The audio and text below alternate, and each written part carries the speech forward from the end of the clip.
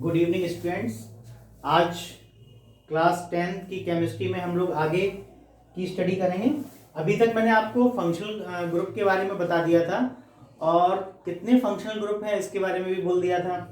कैसे आप IUPAC name लिखेंगे थोड़ा थोड़ा मैंने आपको इसका भी आइडिया दे दिया था। यहाँ पर कौन कौन से फंक्शनल ग्रुप हैं, एल्केन के साथ किस तरीके से ऐड होकर रिलेट होकर किस तरीके से जो है उसका नॉमेनक्लेचर किया जाएगा, इसके बारे में बात करेंगे। तो फंक्शनल ग्रुप जो थे मैंने आपको बता दिया था कि Br, C, Cl and I, यहां पर सिंगल बॉन्ड से ये अटैच होंगे एल्किल के साथ। ठीक है, ये आपको ध्यान रखना है। और इसको हम क्या बोलते हैं, हेलो ग्रुप भी बोलते हैं। ठीक है, फर्स्ट तो ये था। सेकंड क्या था, सिंगल बॉन्ड OH, ये क्या था, एल्कोहल, इसको हम क्या बोलते थे, एल्कोहल। और थर्ड सिंगल बॉन्ड CHO, ये क्या था, एल्डिहाइड। फोर्थ क्या था, सिंगल बॉन्ड COOH, इसको हमने क्या बोला था, कार्बोक्सिलिक ग्रुप, कार्बोक्सिलिक एसिड ऐसे भी बोल देते थे। और फिफ्थ क्या था, single bond CO single bond, ये क्या था, कीटोन।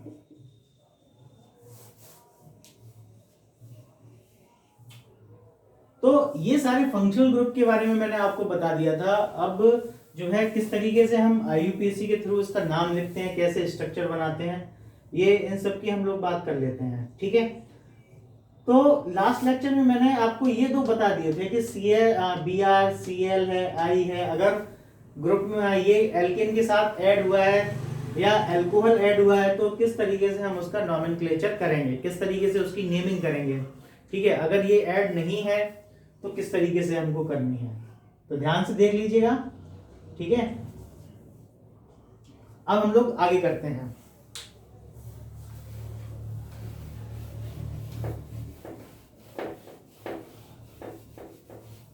मैंने आपको ये बता दिया था कि अगर मान लीजिए हेलो ग्रुप है, हेलो ग्रुप का मतलब Br ऐड है किसके साथ, मान लीजिए C2H5 है और यहां पर एक हाइड्रोजन, एक एल्केन से एक हाइड्रोजन निकल के उसकी जगह पर एक फंक्शनल ग्रुप आ गया Br, जिसको हेलो ग्रुप भी बोलते हैं। तो इसमें इसका नॉमेनक्लेचर किस तरीके से, नेमिंग कैसे करेंगे वो देख लीजिएगा। मैंने इसमें आपको बताया था कि जो भी हेलो ग्रुप होता है उसका नाम पहले लिख लेते हैं। तो इसमें क्या लिखेंगे, ब्रोमो। और C2 यानी क्या है, C2 यानी इथेन, तो एल्केन का नाम क्या हो जाएगा, ethane. This is the IUPAC name of C2H5Br, bromo ethane. ठीक है, उसके बाद C3H7Cl, इसका क्या नाम होगा, क्लोरो प्रोपेन। ठीक है, इसके बाद C4H9I, इसका क्या नाम होगा, आइडोब्यूटेन। ऐसे ही ये सब नाम आपको जो है लिखने आने चाहिए। इसमें केवल ध्यान रखने वाली ये बात है कि अगर हेलो ग्रुप होता है तो उसके लिए नेमिंग हम पहले कर देते हैं, और जितने भी फंक्शनल ग्रुप हैं उनके लिए हम क्या करते हैं, बाद में सफिक्स में ई रिप्लेस करके कुछ ऐड कर देते हैं, डिपेंड ऑन फंक्शनल ग्रुप। ठीक है, फंक्शनल ग्रुप के ऊपर डिपेंड करेगी ये बात। चलो, तो हेलो ग्रुप की बात हो गई थी, आगे हम लोग बात कर लेते हैं किसकी, फंक्शनल ग्रुप की, OH की। ठीक है, OH जो एल्कोहल ग्रुप होता है।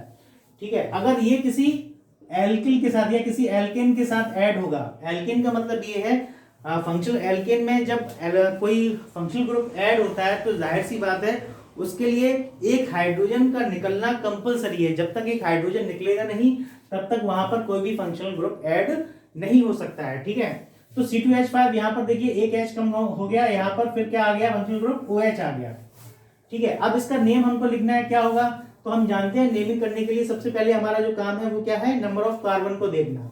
तो C2 है तो 2C के लिए क्या लिखेंगे, एथ, इथेन पूरा लिख दिया है, केवल लास्ट का E नहीं लिखा है। क्यों, क्योंकि अब हम इसकी IUPAC के थ्रू नाम लिखने जा रहे हैं। ठीक है, तो इथेन, ई रिप्लेस हुआ, और OH के लिए क्या आता है, मैंने क्या बताया था कल आपको, ऑल, तो इथेन OL। इथेन ऑल इसका नाम हो गया। ठीक है, अब सेकंड क्या है, C3H7OH।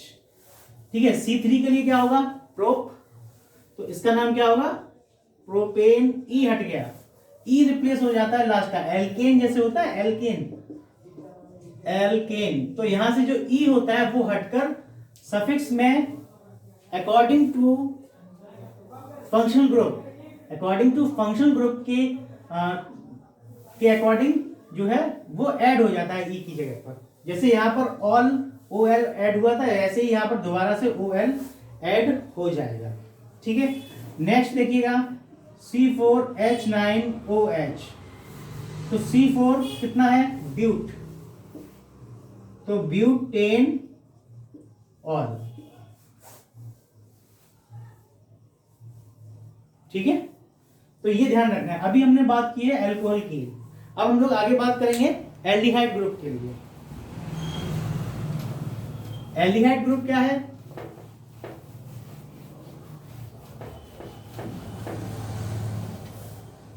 CHO, CHO ये क्या होता है, एल्डिहाइड ग्रुप है, इसको हम क्या बोलते हैं, एल्डिहाइड। और सफिक्स में क्या आता है इसमें, इसके लिए AL, E रिप्लेस हो जाता है और इसकी जगह पर AL आ जाता है। ठीक है, चलिए फिर से करते हैं, तो C2H5CHO ये आपके सामने लिखा हुआ है। अब इसका आपको नेम लिखना है, तो क्या होगा, यहां पर देखिए कोई भी कंपाउंड है, मैंने आपको पहले ही बताया है कि नंबर ऑफ कार्बन उसमें आपको देखने होते हैं कि नंबर ऑफ कार्बन कितने हैं। अब जब यहां पर आप काउंटिंग कर रहे हैं तो 2 और ये 1, 3 हो गए, तो यानी प्रोप से स्टार्ट होगा, प्रोपेन, ई हट गया, एल्डिहाइड ग्रुप है तो AL आ गया, propane al, this is the IUPAC। ऐसे ही C5H11CHO, यहां पर देखिए ये क्या है, C5H11CHO, यहां पर नंबर ऑफ कार्बन कितने हैं, 5 और ये 1, 6 हैं, तो इसका नेम क्या होगा, हेक्सेन, ई हट गया, क्या आ जाएगा, AL, हेक्सेनल। ठीक है, तो ये आपको ध्यान रखना है। ऐसे ही मान लीजिए और हम देख लेते हैं CH3CHO, CH3CHO वैसे एसिटिक एसिड है, और इसका जो अगर हमें IUPAC नेम लिखना है तो क्या नंबर ऑफ कार्बन देगा, कितने 2 हैं, तो हमने क्या बना दिया, एथेन, ई हट गया, CHO है, AL, इथेन अल, इसका IUPAC नेम हो गया। ठीक है, ऐसे ही ये तो एल्डिहाइड ग्रुप हो गया। अब हम लोग बात कर लेते हैं आगे इसकी कार्बोक्सिलिक ग्रुप की, COOH, जिसमें क्या होता है, थोड़ा सा प्रोसीजर अलग है। क्या प्रोसीजर अलग है, देखते हैं अभी। इसमें ई रिप्लेस करके क्या आ जाता है, ओइक एसिड आ जाता है। एल्केन में ई रिप्लेस हो जाएगा और क्या आ जाएगा, इसमें एल्केन, ई नहीं आया, प्लस ओइक एसिड आ जाएगा, ये ध्यान रखना है। देखते हैं अभी, जैसे लिखा हुआ है C2H5COOH, C2H5COOH, यहां पर नंबर ऑफ कार्बन आपने देखा 2 और ये 1, 3 हो गए, तो प्रोप, ई हट गया।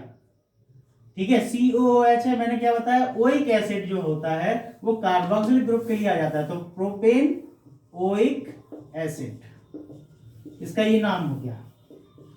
ऐसे ही सेकंड क्या होगा, C3H7COOH, वही प्रोसीजर है, नंबर ऑफ कार्बन देखना है, 3 और ये 4, तो क्या आ जाएगा, ब्यूटेन ओइक एसिड। ऐसे ही थर्ड हो जाएगा C4H9COOH, क्या हो जाएगा, प्रोपेन, सॉरी प्रोप नहीं, पेंट, C5 के लिए क्या आएगा, पेंटेन ओइक एसिड। तो ये सब किसके लिए बताया गया है, COOH के लिए बताया गया है। ठीक है, अब ऐसे ही हम क्या बात कर लेते हैं, एक और हमारा फंक्शनल ग्रुप रह गया है कीटोन, जिसको हम CO से इंडिकेट करते हैं। ठीक है,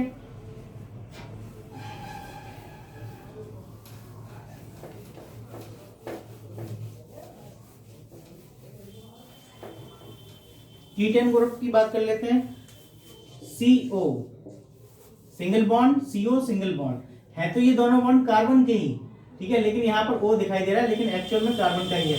इसको हम क्या बोलते हैं, कीटोन। और सफिक्स में क्या आता है यहाँ पर, वन लिखता है, लेकिन इसको ऑन जो प्रोनाउंसिएशन किया जाता है वो ऑन करके करते हैं। ठीक है, देखते हैं अभी। जैसे लिखा हुआ है CH3CO CS3, यहाँ पर देखिए कीटोन ग्रुप लगा हुआ है। कीटोन ग्रुप हमेशा मिडिल में रहता है, ये आपको ध्यान रखना है, कभी भी कॉर्नर पर नहीं होगा, ये आपको ध्यान रखना है। CH3CO CS3। अब यहाँ पर देखिए नंबर ऑफ कार्बन 1 2 और ये 3, तो 3 के लिए जानते हैं हम क्या लिखना है, प्रोप। E रिप्लेस होगा, CO के लिए क्या आता है 1, तो प्रोपेन ऑन। क्या होगा, प्रोपेन ऑन। ठीक है, अब यहां पर देखिए CH3CO C2H5 1 2 और ये 4, 1 2 और ये 2, कितना हो गया 4, तो क्या हो जाएगा ब्यूटेन। E हट गया, ब्यूटेन ऑन। ठीक है, तो ये क्या है, आ गया ऑन आ गया। तो ऐसे ही IUPAC के नेम लिखे जाएंगे, इसमें आपको कोई भी प्रॉब्लम नहीं होनी चाहिए। अभी तक जो अभी आपने स्टडी की है, आप सभी के नेम लिख सकते हैं, स्ट्रक्चर बना सकते हैं, डॉट स्ट्रक्चर भी बना सकते हैं, मैंने सब आपको बताया है लेक्चर्स में। तो बहुत ध्यान से पढ़ते जाइए और अपनी प्रिपरेशन करते जाइए। ठीक है, अब इसके बाद जो है हम लोग नेक्स्ट लेक्चर में देखेंगे न्यू टॉपिक के साथ। ठीक है, कार्बन की स्टडी और रह गई है थोड़ी, एक दो लेक्चर में खत्म हो जाएगा। Thank you.